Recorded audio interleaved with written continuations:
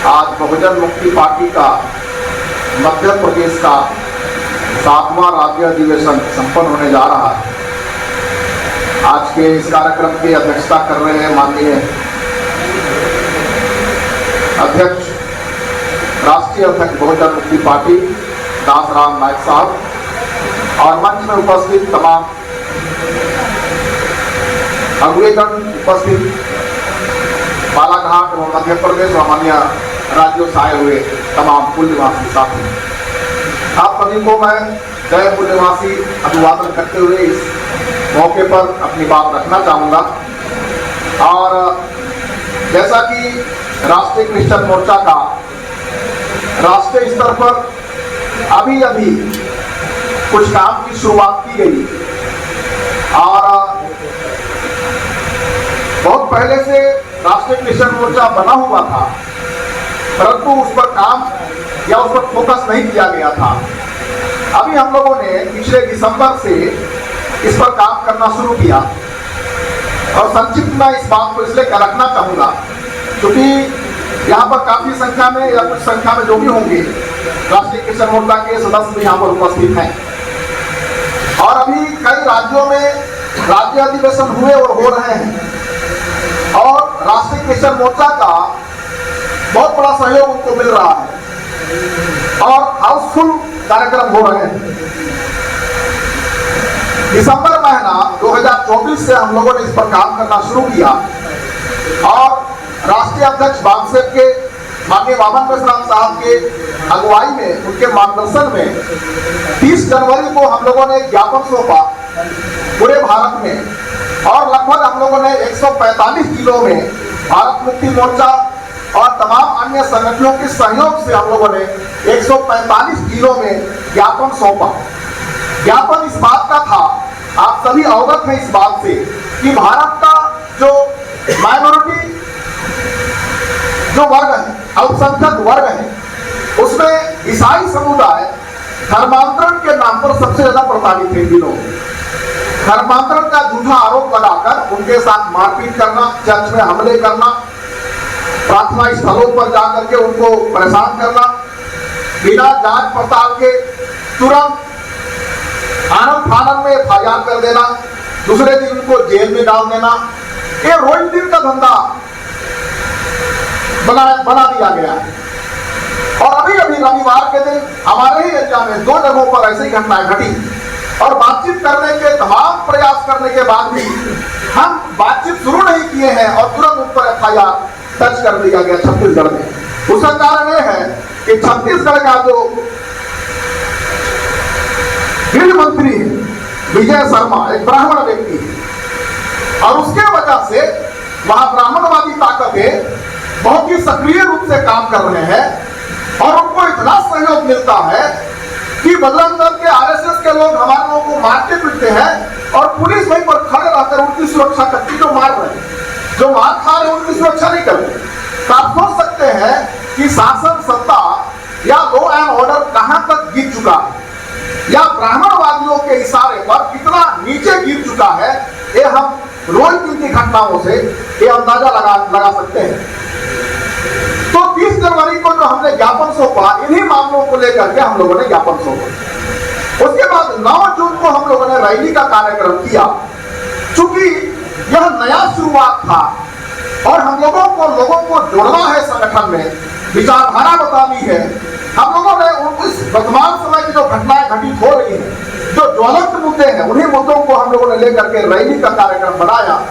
और आपको बताऊं 9 जून को 181 जिलों में, आप भारत मुक्ति मोर्चा के लोगों ने भी उसमें सहयोग किया, 181 जिलों में राष्ट्रीय क्रिश्चियन मोर्चा के बैनर तले रैली के साथ ज्ञापन सौंपा गया और जिसमें 1000-2000 से लेकर लगभग 10,000 तक की भीड़ वहां पर रैलियों में शामिल हुई। अगर जैसा कुछ पूर्व के वक्तागणों ने कहा कि मास को हमको जोड़ना चाहिए, समूह को जोड़ना चाहिए, अधिक संख्या को जोड़ना चाहिए और अगर हम इस पर वास्तव में फोकस करके काम करें तो बड़ी संख्या भारत मुक्ति मोर्चा में या बामसेप में मूल निवासी विचारधारा के अंतर्गत जुड़ने वाली है। अभी अगर आप उसको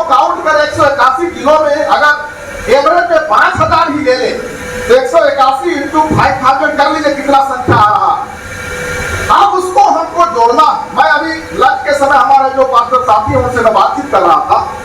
और अभी हम लोग अक्टूबर में 7 और 8 तारीख को दिन में पुनः हम लोगों ने ट्रेनिंग का कार्यक्रम रखा हुआ है, प्रशिक्षण कार्यक्रम रखा हुआ है राष्ट्रीय टीचर मोर्चा का, जिसमें गोरखनाथ प्रताप सर वहां पर आ रहे हैं। तो हम लोग अभी बहुत ज्यादा भीड़ को मोबिलाइज कर तो रहे हैं, पर वो भीड़ अनजान है, भीड़ भेड़ के समान है। हमें इधर लेना है, इस ओर उनको लेना है, ये हम लोगों को अपने बीच के लोगों को सिखाना जरूरी है। नहीं तो जाना किधर है और ले जाएंगे कहीं और इसीलिए हम लोग राष्ट्रीय क्रिश्चियन मोर्चा के माध्यम से अधिक पास्टर गणों को या ईसाई समुदाय के जो लीडर हैं या जो पृष्ठ हैं उनको हम लोग ट्रेनिंग देने का काम अभी कर रहे हैं। और प्रत्येक सोमवार को हमारी कोशिश रहती है कि हम व्यस्त नहीं रहे, तो हमारा राष्ट्रीय क्रिश्चियन मोर्चा का जूम लीग हम लोगों ने तैयार किया है और हम हर सोमवार को रात के डेढ़ घंटे 8 बजे से लेकर 9 साढ़े 9 बजे तक हम लोग का ट्रेनिंग प्रोग्राम चलता रहता है। और मुझे उम्मीद है क्योंकि अभी माहौल जिस प्रकार से बीजेपी और कांग्रेस और आरएसएस के लोग, बजरंग दल के लोगों ने ईसाइयों के ऊपर मारपीट करने का, FIR करने का और जो भी उनको प्रताड़ित करने का तो ये लोग कार्यक्रम चला रहे हैं। मैं ये कहना चाहता हूँ, हम मूल निवासी विचारधारा को फैलाने वालों के लिए भी एक बहुत स्वर्णिम मौका।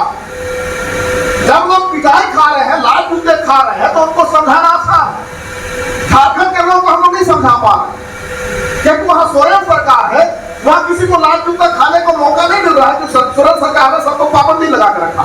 अगर किसी ने झारखंड में धर्म के नाम पर कुछ किया तो सीधे अंदर जाओ, कोई नहीं करता। तो वहां के ईसाइयों को समझाना बहुत मुश्किल है। मैं 30-40 लोगों से बात कर चुका हूं, लोग उल्टा मेरे को सिखाने लग जाते। झारखंड को देखो, झारखंड में हमने ऐसा कर लिया, वो हमें कुछ सिखाते हैं। तो अगर शांति व्यवस्था कायम हो जाए तो ईसाइयों को भी सिखाना टेढ़ी खीर के बराबर हो जाए।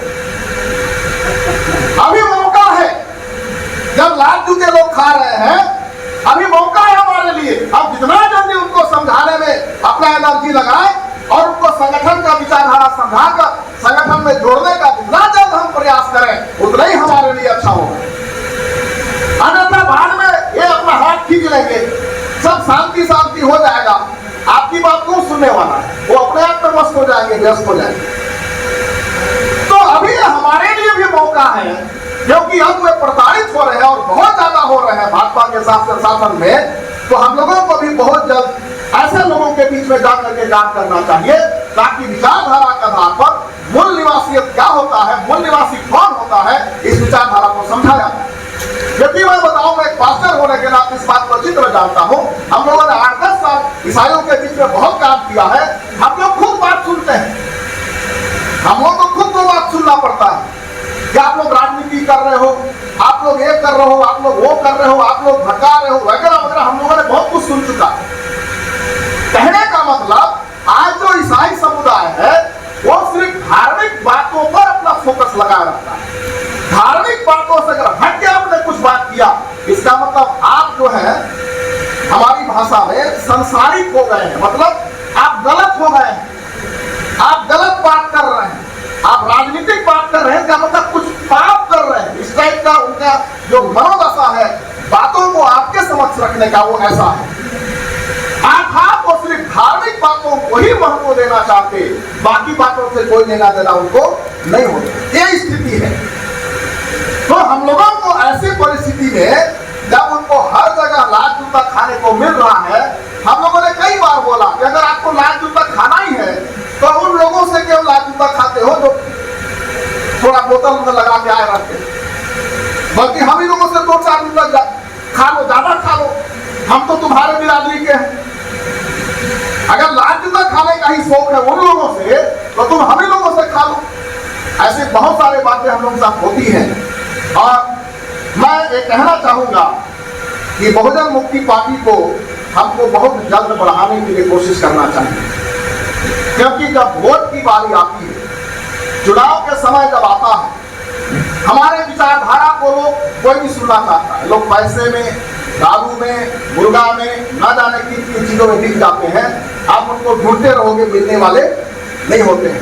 इसलिए ज्वलंत मुद्दों को लेकर के बहुजन मुक्ति पार्टी भी जिस तरह आज हम लोग राष्ट्रीय क्रिश्चियन मोर्चा के माध्यम से, भारत मुक्ति मोर्चा के माध्यम से आंदोलन कर रहे हैं, इतना ही पैरेलल गति से, समानांतर गति से बहुजन मुक्ति पार्टी भी अगर इसी तरह कार्यक्रम करे या हम मिल करके राष्ट्रीय स्तर पर एजेंडा बना करके एक बार भारत मुक्ति मोर्चा का, राष्ट्रीय क्रिश्चियन मोर्चा का और अन्य आपसुट का, साथ ही बहुजन मुक्ति पार्टी का भी रहेंगे हम लोग, लेकिन दोनों मुद्दों को लेकर के पार्टी के नाम पर अगर आंदोलन करें तो मैं सोचता हूं कि बहुत जल्द प्रसार होगा और हम पार्टी के तौर पर भी चुनावी समय के लिए लोगों को तैयार करने में सफल होंगे।